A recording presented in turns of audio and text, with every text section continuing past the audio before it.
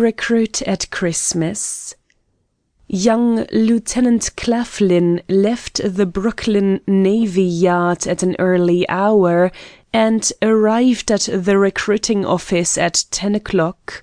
It was the day before Christmas, and even the Bowery, the thieves' highway, had taken on the emblems and spirit of the season, and the young officer smiled grimly as he saw a hard-faced proprietor of a saloon directing the hanging of wreaths and crosses over the door of his palace, and telling the assistant barkeeper to make the red hollyberries show up better.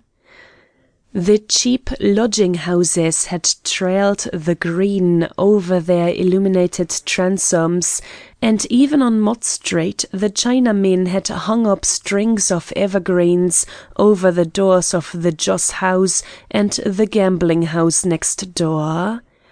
And the tramps and good-for-nothings, just back from the island, had an animated, expectant look, as though something certainly was going to happen. Lieutenant Claflin nodded to Corporal Goddard at the door of the recruiting office, and startled that veteran's rigidity, and kept his cotton-gloved hand at his visor longer than the regulations required by saying, "Wish you Merry Christmas," as he jumped up the stairs. The recruiting office was a dull, blank-looking place. The view from the windows was not inspiring, and the sight of the plump and black-eyed Jewess in front of the pawn-shop across the street, who was a vision of delight to Corporal Goddard, had no attraction to the officer upstairs. He put on his blue jacket with the black braid down the front, lighted a cigar, and wrote letters on every other than official matters, and forgot about recruits. He was to have leave of absence on Christmas, and though the others had denounced him for leaving the mess table on that day, they had forgiven him when he explained that he was going to spend it with his people at home. The others had homes as far away as San Francisco and as far inland as Milwaukee, and some called the big ship of war home. But Claflin's people lived up in Connecticut, and he could reach them in a few hours. He was a very lucky man, the others said, and he felt very cheerful over it, and forgot the blank-looking office with its rules and regulations, and colored prints of uniforms, and models of old warships, and tin boxes of official documents, which were to be filled out and sent to the Honorable, the Secretary of the Navy. Corporal Goddard on the stoop below shifted from one foot to the other and chafed his gloved hands softly together to keep them warm. He had no time to write letters on unofficial writing paper, nor to smoke cigars or read novels with his feet on a chair, with the choice of looking out at the queer stream of human life moving by below the window on the opposite side of the Bowery. He had to stand straight, which came easily to him now, and answer questions, and urge doubtful minds to join the ranks of the government's Marines. A drunken man gazed at Ogden's colored pictures of the American infantry, cavalry, and marine uniforms that hung before the door, and placed an unsteady finger on the cavalryman's picture, and said he chose to be one of those. Corporal Goddard told him severely to be off, and get sober and grow 6 inches before he thought of such a thing, and frowned him off the stoop. Then 2 boys from the country asked about the service, and went off very quickly when they found they would have to remain in it for 3 years at least. A great many more stopped in front of the gay pictures and gazed admiringly at Corporal Goddard's bright brass buttons and brilliant complexion, which they innocently attributed to exposure to the sun on long, weary marches. But no one came to offer himself in earnest. At 1 o'clock, Lieutenant Claflin changed his coat and went downtown to luncheon, and came back still more content and in feeling with the season, and lighted another cigar. But just as he had settled himself comfortably, he heard Corporal Goddard's step on the stairs and a less determined step behind him. He took his feet down from the rung of the other chair, pulled his undress jacket into place, and took up a pen. Corporal Goddard saluted at the door and introduced with a wave of his hand the latest applicant for Uncle Sam's service. The applicant was as young as Lieutenant Claflin and as good-looking, but he was dirty and unshaven, and his eyes were set back in the sockets, and his fingers twitched at his side. Lieutenant Claflin had seen many applicants in this stage. He called it the remorseful stage, and was used to it. "Name?" said Lieutenant Claflin, as he pulled a printed sheet of paper towards him. The applicant hesitated, then said, "Walker, John Walker." The lieutenant noticed the hesitation, but he merely remarked to himself, "It's none of my business," and added aloud, "Nationality?" and wrote United States before the applicant answered. The applicant said he was unmarried, was 23 years old, and had been born in New York City. Even Corporal Goddard knew this last was not so, but it was none of his business either. He moved the applicant up against the wall under the measuring rod and brought it down on his head. So he measured and weighed the applicant and tested his eyesight with printed letters and bits of colored yarn, and the lieutenant kept tally on the sheet and bit the end of his pen and watched the applicant's face. There were a great many applicants, and few were chosen, but none of them had quite the air about him which this one had. Lieutenant Claflin thought Corporal Goddard was just a bit too callous in the way he handled the applicant and too peremptory in his questions, but he could not tell why Corporal Goddard treated them all in that way.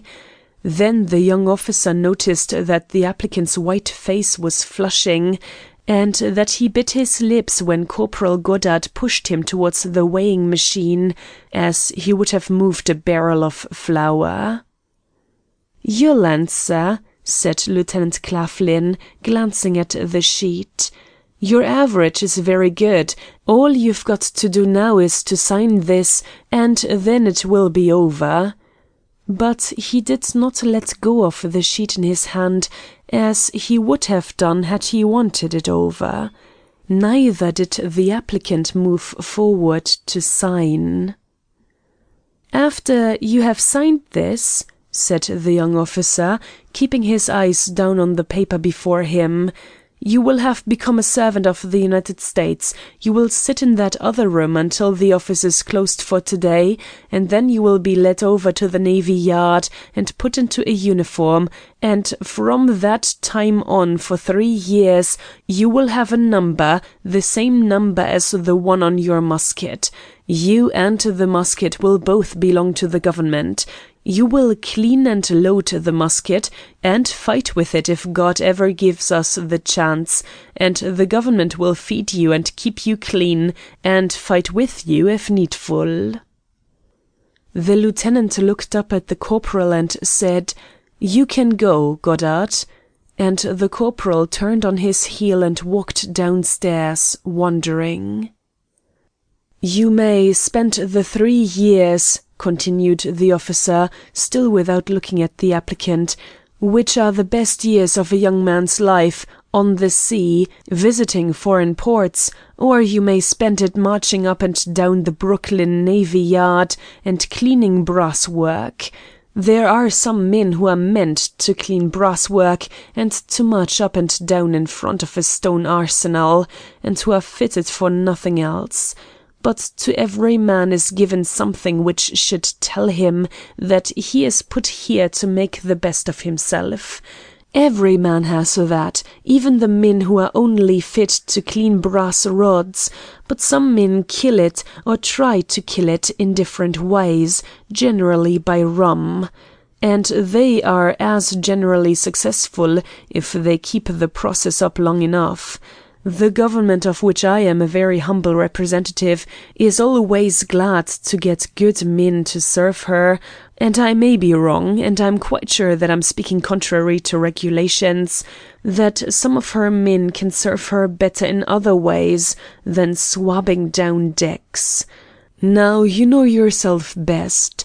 It may be that you are just the sort of man to stand up and salute the ladies when they come on board to see the ship, and to watch them from forward as they walk about with the officers. You won't be allowed to speak to them. You will be number 329 or 328, and whatever benefits a good woman can give a man will be shut off from you, more or less, for 3 years. And on the other hand, it may be that there are some good women who could keep you on shore and help you to do something more with yourself than to carry a musket. And again, it may be that if you stayed on shore, you would drink yourself more or less comfortably to death and break somebody's heart. I can't tell. But if I were not a commissioned officer to the United States, and a thing of rules and regulations who can dance and wear a uniform, and a youth generally unfit to pose as an example, I would advise you not to sign this, but to go home and brace up and leave whiskey alone. Now, what shall we do? Said the young lieutenant, smiling. Shall we tear this up, or will you sign it?